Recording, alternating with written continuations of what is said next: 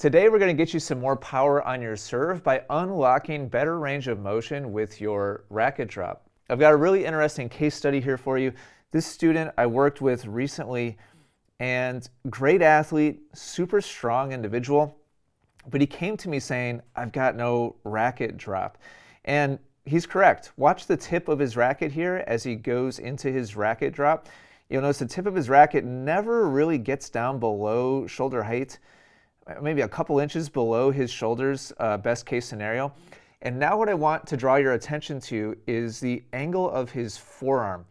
As I go from his trophy pose down to his racket drop, look at how his forearm never really drops. And this is a huge problem because the racket drop should be created by stretching the shoulder and bringing your forearm and your hand down. Let me show you an example here. Let's use this one. Watch as Roger turns his body forwards. Watch his hand drop, and the reason why his hand drops is because his shoulder is getting stretched. Look at his forearm, and look at how it's almost horizontal. It's almost level to the court surface, and that is what creates this dropped position with his racket. So the tip of his racket is down below waist height. Now, here's the really interesting part with this student. This student had prior experience as a baseball player.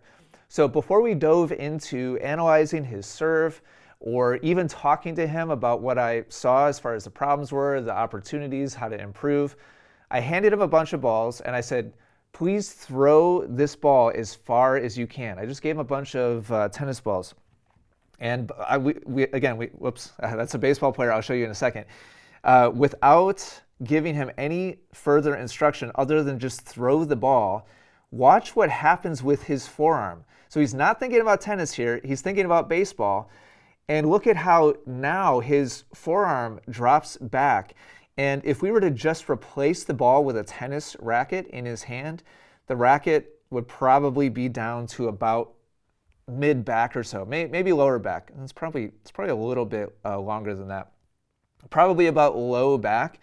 So that would be a gain of like 1.5 feet of drop with his racket. And the reason why this is significant is that drop actively stretches the shoulder, and then we not only have that unwinding of the shoulder to use to create momentum and speed, racket head speed and power, but it's creating extra range of motion. It's giving us a longer runway to be able to build speed and power and force through the point of contact. Think about it literally in terms of like taking off in an airplane. Taking off a 747 requires a much longer runway to build speed and energy. Put a 747 on a tiny little local, air, like a dirt, strip, it's never going to take off because there's not enough room to build momentum and build speed to give it the energy it needs to actually take off. So same thing with the serve. If we can give ourselves a longer runway, we have more room to be able to build momentum and energy and speed. So this just out of the gate, again, we've had no conversations here. I haven't talked to him about his shoulder. We haven't talked about the racket drop. Look at how he inverts his arm and his shoulder here, and he goes from a palm down position to reversing and putting his elbow first. And this is all just happening subconsciously, right? He's not thinking about this. I just asked him to please throw the ball. And this is how world-class baseball pitchers, the best people on the planet in terms of throwing a ball, this is not one-to-one with tennis, but watch the mechanics here. How as his chest and his hips lead and turn forwards first, it's creating an active stretch in his shoulder, which drops his forearm into an almost horizontal position. And if you're anything like me, I've had shoulder problems in the past. This makes me a little squeamish, just to look at. This is what world-class range of motion and flexibility and athleticism looks like.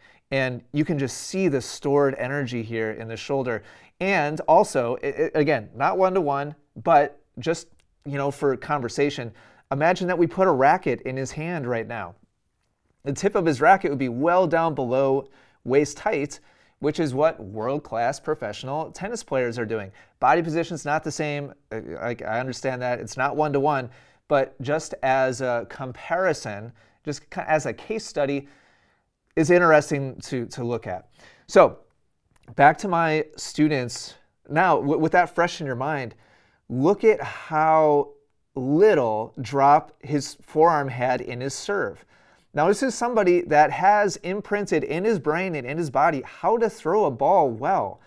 But so this is like big key lesson number one is just because you're great at some other sport, some other activity that on paper should have carryover and should cross over into tennis, there's absolutely no guarantee that if you're incredible at throwing a baseball, then you're automatically going to have a fantastic tennis serve. I think there's such a huge misunderstanding about this.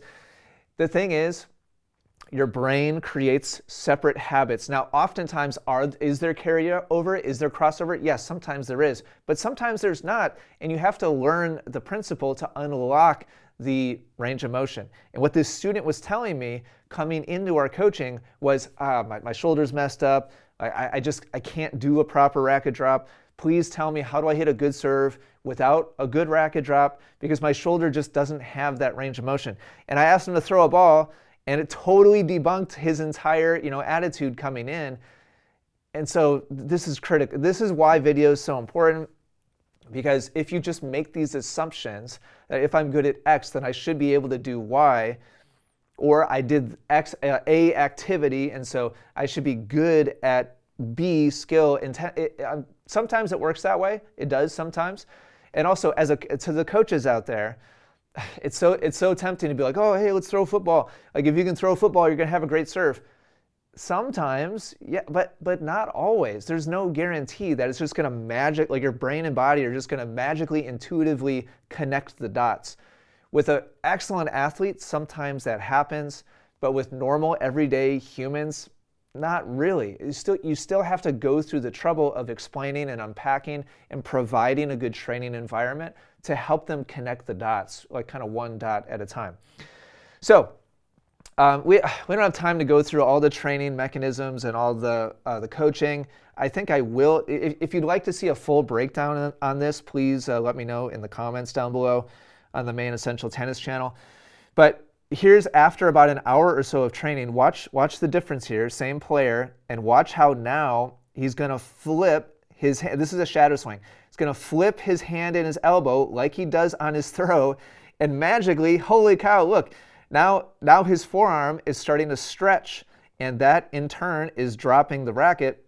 And now previously, the tip of his racket was only making it down to about here, and now we just unlocked like a full foot of extra range of motion. And with training and practice, I fully believe that there's a lot more here to unlock, but just within the span of about an hour or so, this is a huge improvement. Now, he's not hitting the ball yet, and so this is another big lesson here. I'm going to leave, let's see, I'm going to leave this line right here, and watch when he actually hits the ball, how he's not quite getting down to the full range of motion that he could, but it's very close. And so this is a huge improvement in a very short period of time, but inevitably, we tend to get locked in to our habits, because that's what habits are. Habits are, by definition, getting into a groove, getting into a rut with your brain and with your body, with your neurological connections is hard. It's hard to, like, that doesn't just happen just because you get it, just because you understand what to do. It doesn't guarantee some kind of big epiphany and some kind of big mega unlock with your technique and with your results. This is a great improvement, but there's much, much more to come for this player if he continues to focus on loosening, relaxing. Ultimately, I think this quick upgrade came from connecting the dots and recognizing, oh, I can do this. And then B, in a nutshell, keeping the arm and shoulder as relaxed as physically possible so the stretch can happen. If you're rigid and tight, that doesn't go, like, range of motion doesn't happen when your muscles are locked down. And ultimately, he was locking his arm and his shoulder down, trying his hardest to just kind of arm through it, big, strong guy, so he could still hit a pretty good serve, but with minimal range of motion. And this is a big unlock that he's going to be able to get improvements from probably for years to come. So hopefully something here is helpful. Thanks for watching today. Let me know if you want to see a full breakdown of all the steps and the drills and progressions and everything. But this student did a great job in a very short period of time. Hopefully something in here is helpful for you. Thanks for watching today. I'll talk to you again soon.